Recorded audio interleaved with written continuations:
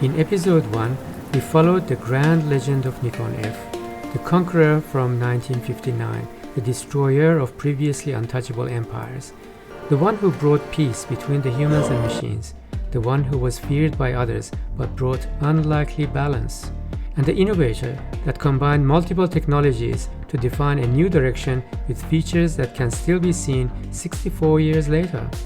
Nikon F was born fully grown and mature with a modular capability and flexibility to last 12 years, an eternity in the camera industry.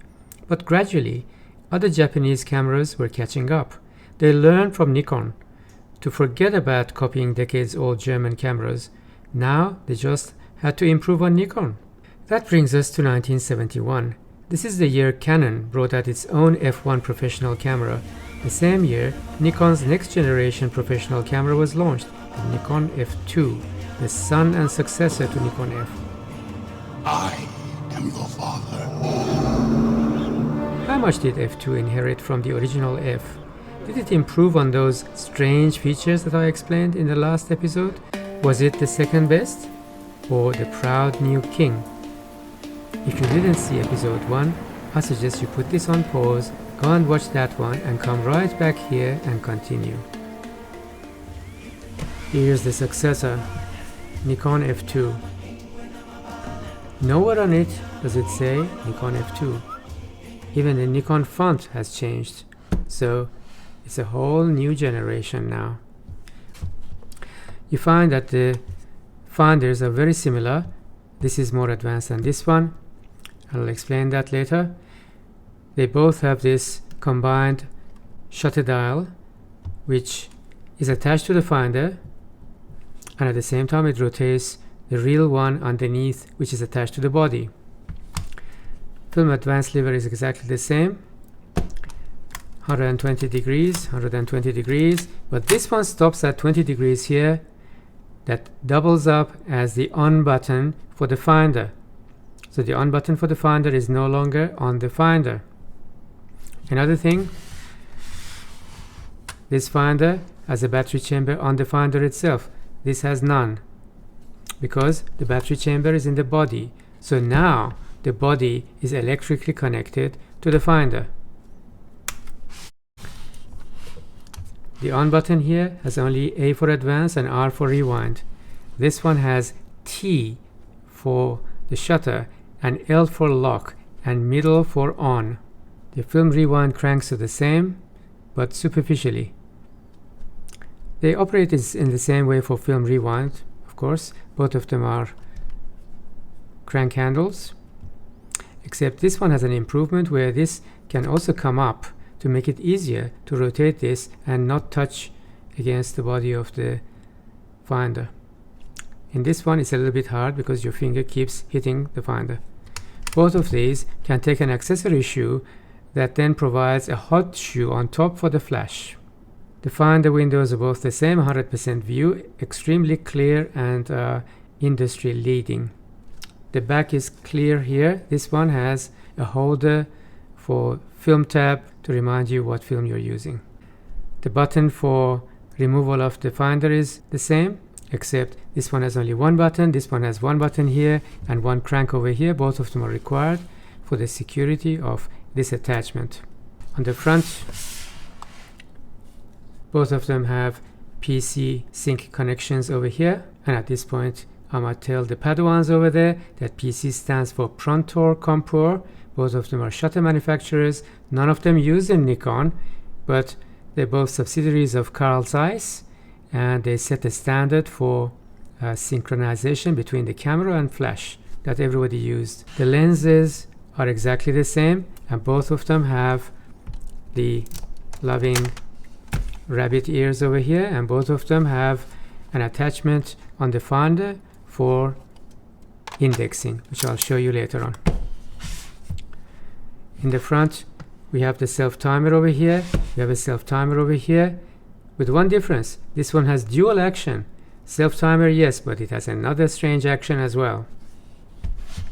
This one is the depth of field preview.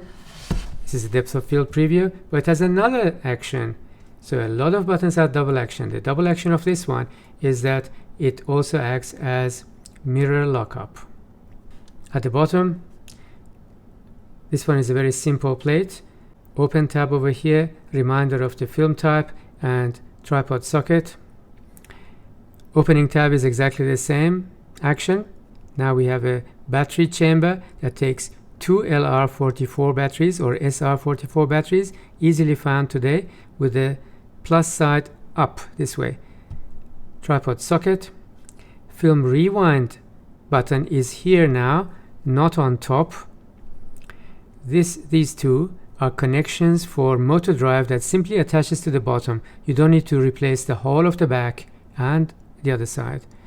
Let's put the master away and focus on proud new king, Nikon F2. King of the highway, ハーレー・ダビッドソンを操る男たち、激しく優雅に。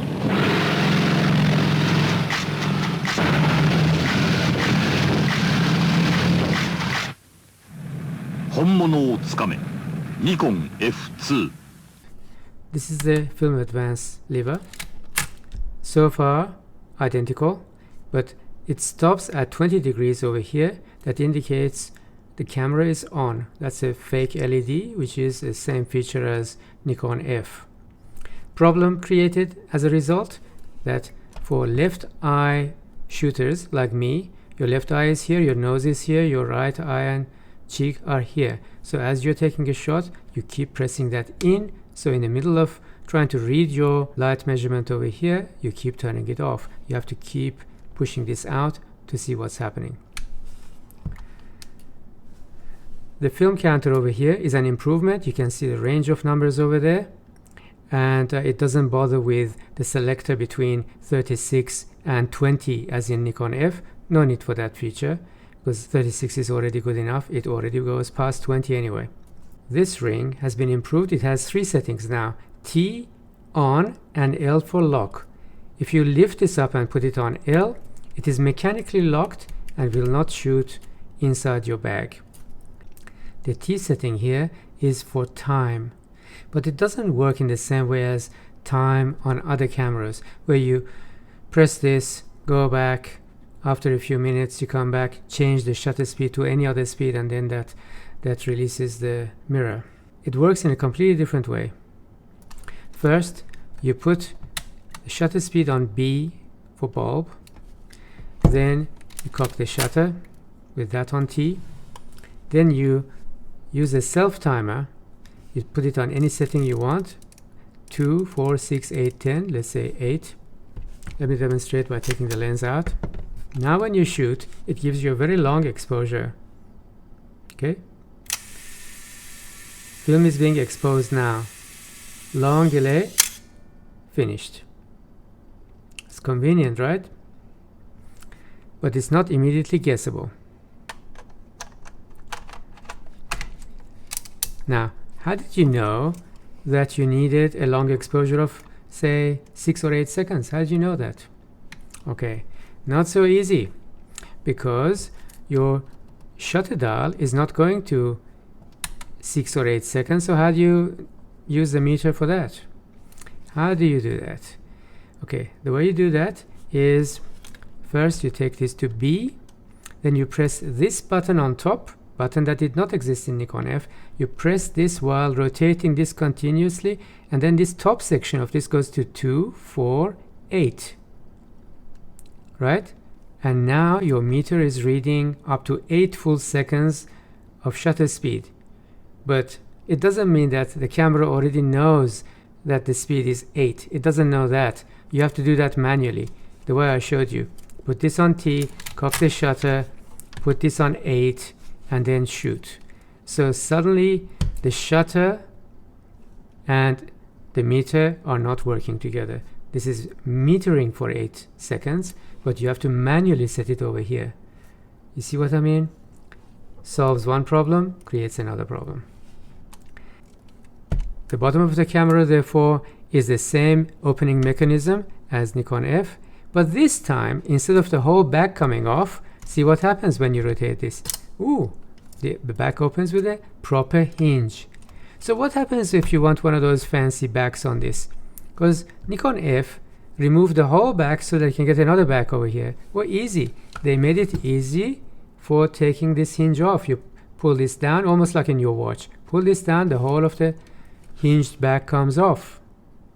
Otherwise, everything inside is the same as Nikon F of 12 years earlier, with titanium or titanium horizontally traveling shutter, with one minor difference, and that is that shutter now goes to 1/2000th of a second, which is impressive.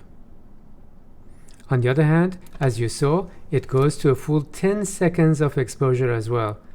Well, that was unmatched. Another improvement from Nikon F, which is one of those things that drive people crazy in Nikon F, is this pin attachment to the rabbit ears. Okay, let's take a lens out. Just like in Nikon F, the lens needs to communicate its aperture scale to the body of the camera through this finder. In Nikon F2, the improvement is that the attachment pin is staying in the middle. I've previously demonstrated to you that in Nikon F it's entirely possible to put the lens in without attaching to that pin over there, and you wouldn't even know. In this version, when you put this in, it doesn't matter which aperture you're on. 5.6 was the best one for Nikon F. As long as this black dot is matched to that white dot, it's all good. As you rotate this, it'll always engage with the pin over there. Always does. However, because it's not forced to go from one side to the other side, you have to do it manually. So after the attachment, you have to rotate the ring left and right, just once is enough. Now the finder knows the range of your apertures, on this occasion from 2.8 to 22. As confirmation that it got it right, just to be sure, this little window over here also shows it to you. This is 2.8, that also says 2.8. Okay, that's also another completely mechanical connection. Doesn't matter where you put this on, it shows you the maximum aperture, because that's what the meter is interested in. Alright, and now we come to the biggest difference between this son of F and the father. That is this, the finder. A lot of the innovation goes into that. Nikon F2, just like Nikon F, had numerous finders. The original one, the pyramidal one, is called DE1. Then they came up with metered finders similar to this one. The first one, DP1, which had a needle, just like Nikon F. The second one is DP2, which is this one, which has LED.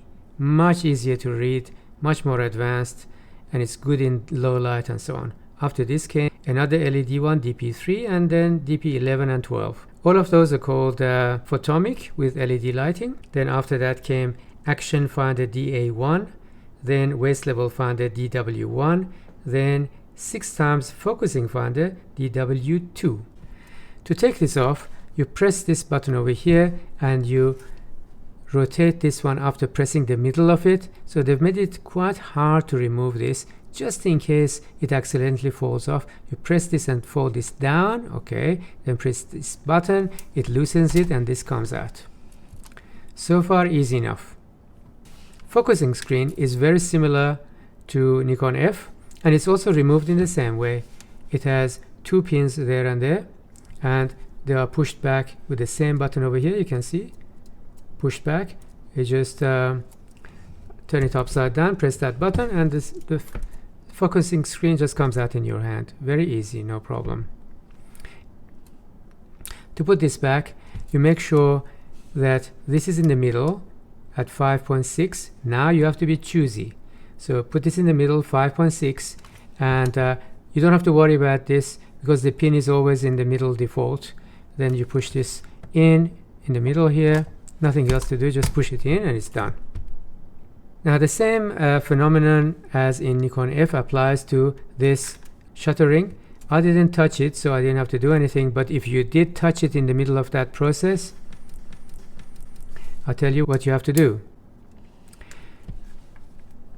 There's a pin over here which is also retractable. This pin needs to engage with the depression over here. It's possible to put this in any direction you like and then rotate it until it engages. But a better way would be to select what you want. Let's say you want 60, you put it on 60 over here, and here you also select 60 as 60, and now they're matching, perfectly matching already. And put this down and it's already perfectly matched. As you can see, if I rotate this, it's already engaged. That's the best way to do it, and you won't scratch the inside of that. Okay, a few other features. Inside of this is an LED meter. It has one of the earliest implementations of the 3 LED arrangement: left side, right side, and both sides. Left side means overexposure, right side means underexposure. Just like Nikon F, it drives you crazy because the direction helps you if you are using the aperture ring for adjustment. For example, if it's overexposure, you want to push this ring in the same direction as the arrow indicates to reduce the exposure. Because in Nikon, unlike say Canon, the higher numbers are on the left, lower numbers on the right. In Canon is the reverse. So in Nikon, you have to rotate this way to the right to reduce the exposure. So that is perfectly matched with the LED. However, if you want to do the same thing by adjusting the shutter, suddenly your mind has to reverse.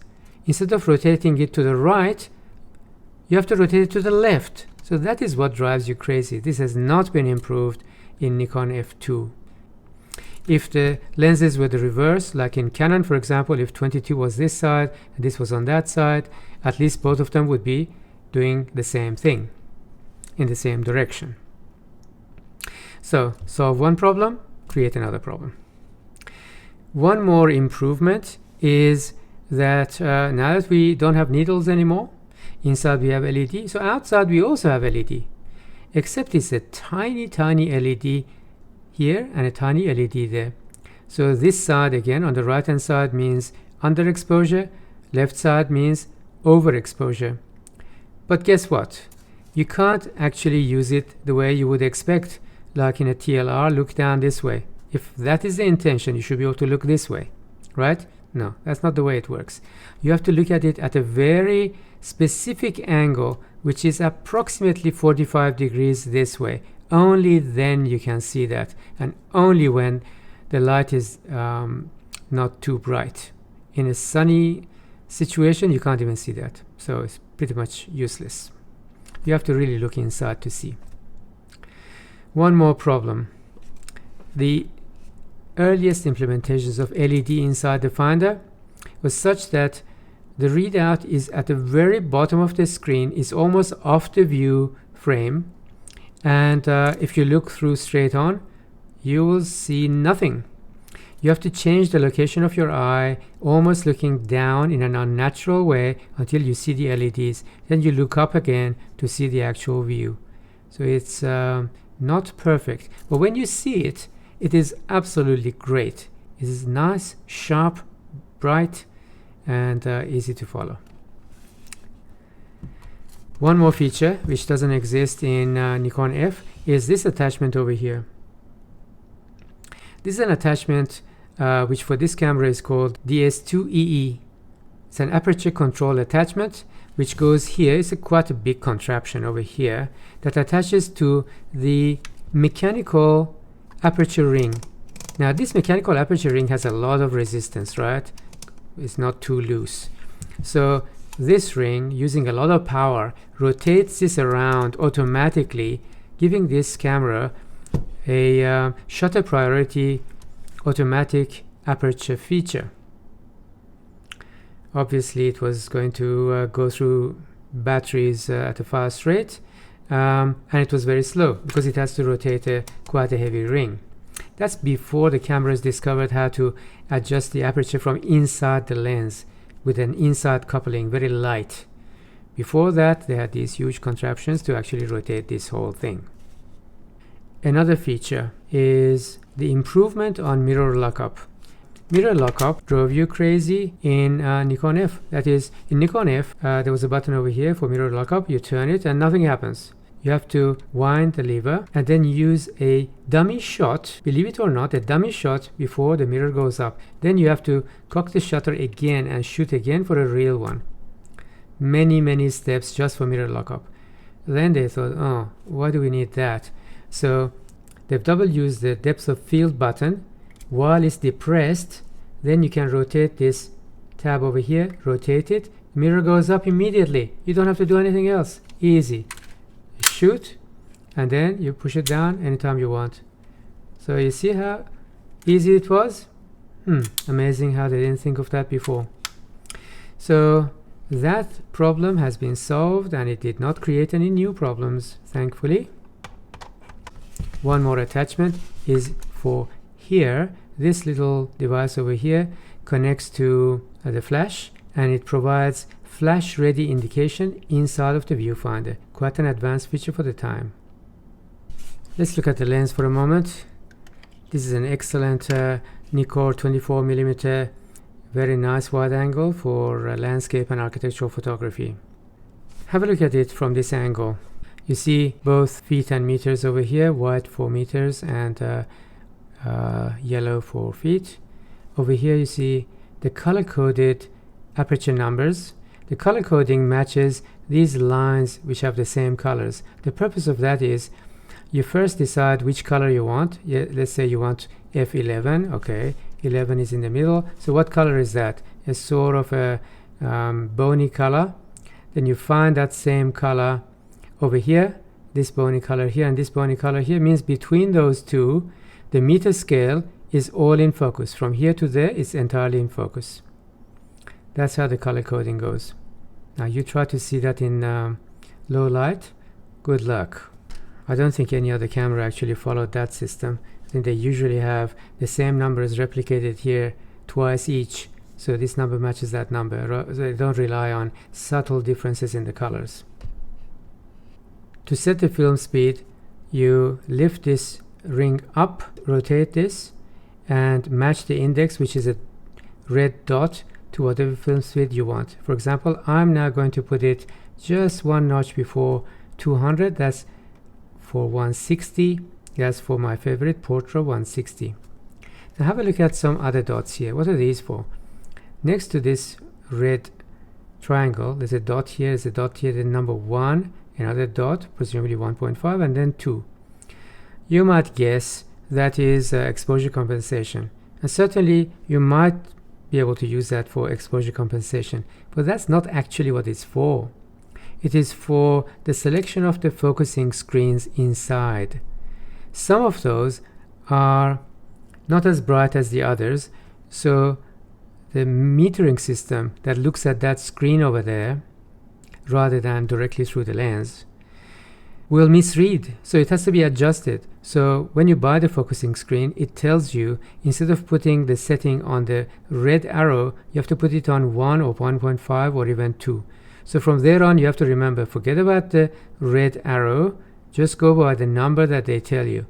And you better remember it, otherwise, well, you're in trouble. So feature number 1, provide 20 different focusing screens. Problem created because they're not the same. Therefore, you have to have this crazy solution over here that nobody's going to remember. If they had true through the lens metering system or reading through the sensor behind the mirror, something like that, this would not happen. But the reading of the focusing screen causing this problem. This panel over here does nothing. That just brings light inside of the finder. Let's put the film inside this. Open, turn left. As you would guess, turn a little bit more, the back opens. You put the film in two ways. Either we'll put it here first or put this here first and then stretch it back. I'll do it the second way.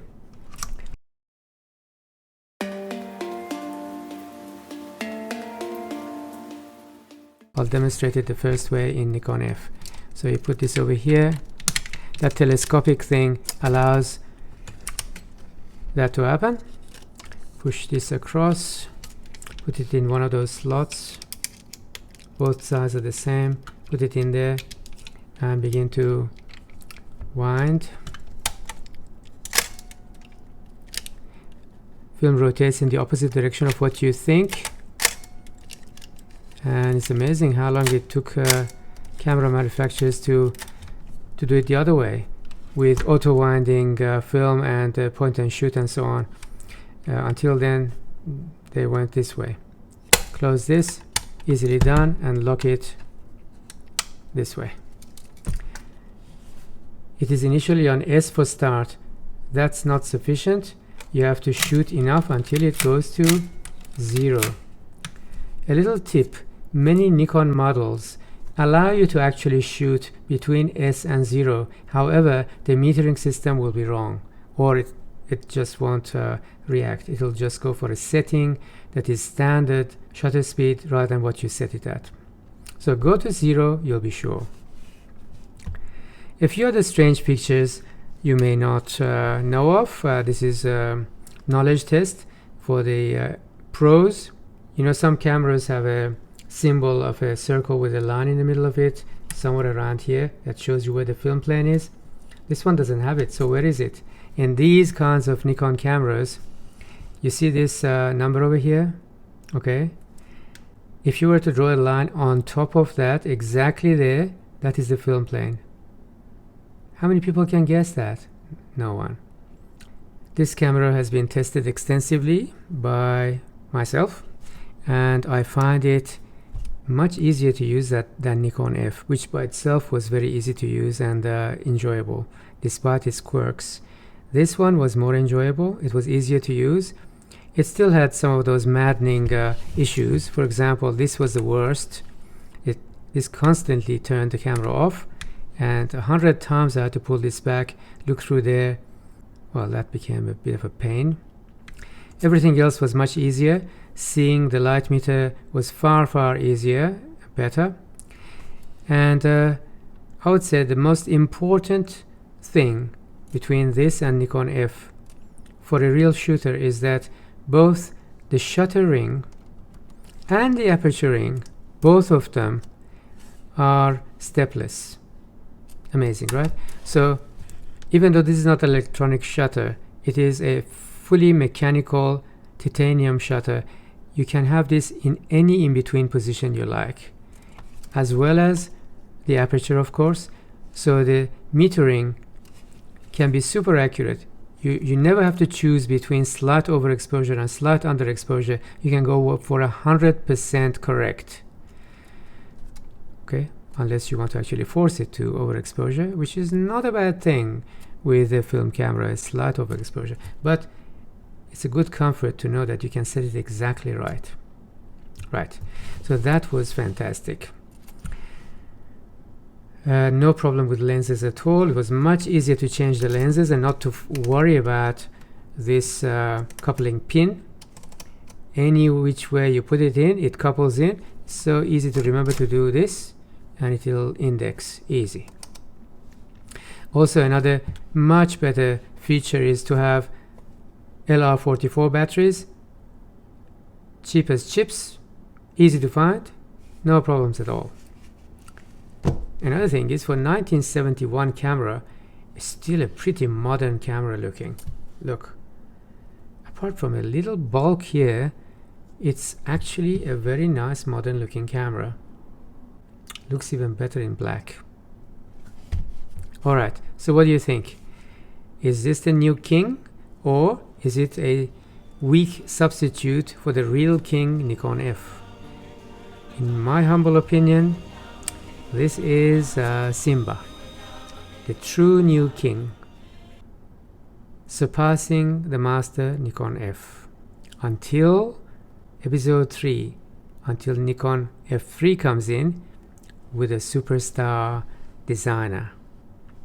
So wait for episode 3, we will see which one is superior, Nikon F2, the true son of Nikon F, or the brand new kid on the block, new design by an external Italian designer, Nikon F3. I'll see you then.